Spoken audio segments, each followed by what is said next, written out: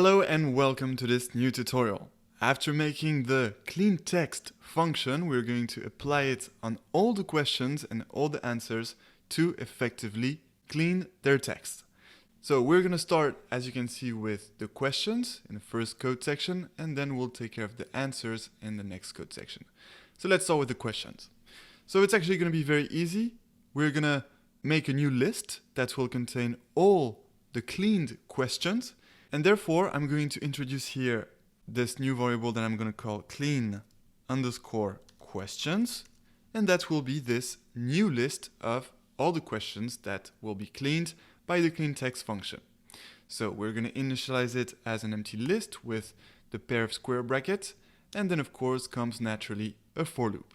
So for, and now, try to guess what I'm going to type. Try to make actually the whole tutorial without me. So well, we just want to get our questions and clean them.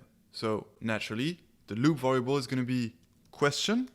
That's arbitrary for you to choose, but we're going to take the questions in the loop and we're going to get them from our questions list that we created 2 tutorials ago. So we take our questions list that contains the non-cleaned version, and we're going to take each of the questions inside this questions list and clean them one by one. And so, now we're ready to enter the for loop, and inside, well, simply what we're going to do is apply the clean text function that we made in the previous tutorial. We're going to clean the question that we're dealing with right now, the loop, and then, almost over, we are going to append this cleaned question, because this is what is returned by the clean text function. We're going to append this clean question to, naturally, our clean questions list. And there we go.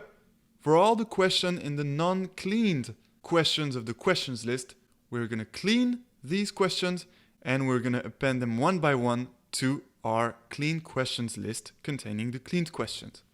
All right, and that's it. Well, that's basically over. We get our list of cleaned questions. And now we're going to do the same for the answers, and the good news is that it's going to be almost the same. We will basically need to replace questions by answers. So I'm pasting that here. I'm going to introduce a new name for the list of answers, which will be clean answers, naturally. And so for all the answer in answers, I'm going to clean these answers first, and I'm going to append them to my clean answers list. All right, perfect. So we're done with our 2 for loops to create the 2 new lists of cleaned questions and cleaned answers. All right, so now let's have a look. We're going to execute these 2 code sections here. Make sure to execute the clean text function before if it wasn't done. And now let's execute this.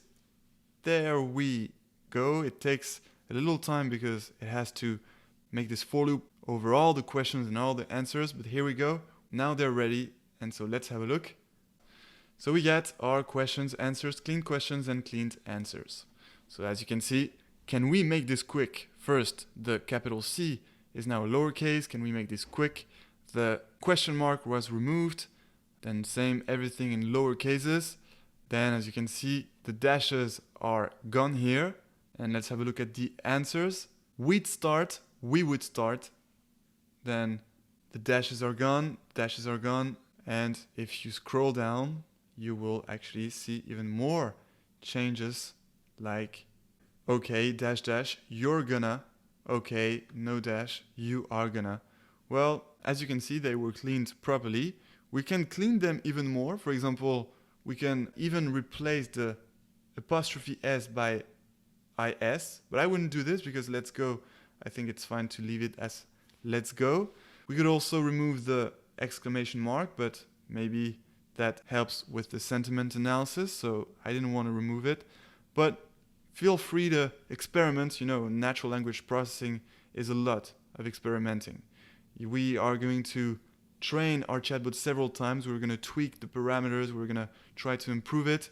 And in the end, I will actually give you several chatbots with some pre-trained models and some saved weights for the neurons so that you can get the best one if you need it for your business or your personal project. But anyway, the data preprocessing phase is also an artist's job. All right, so that's it. Our questions are cleaned, our answers are cleaned. Now we're going to move on to the next step, which will be to remove the non-important words. That is the non-frequent words.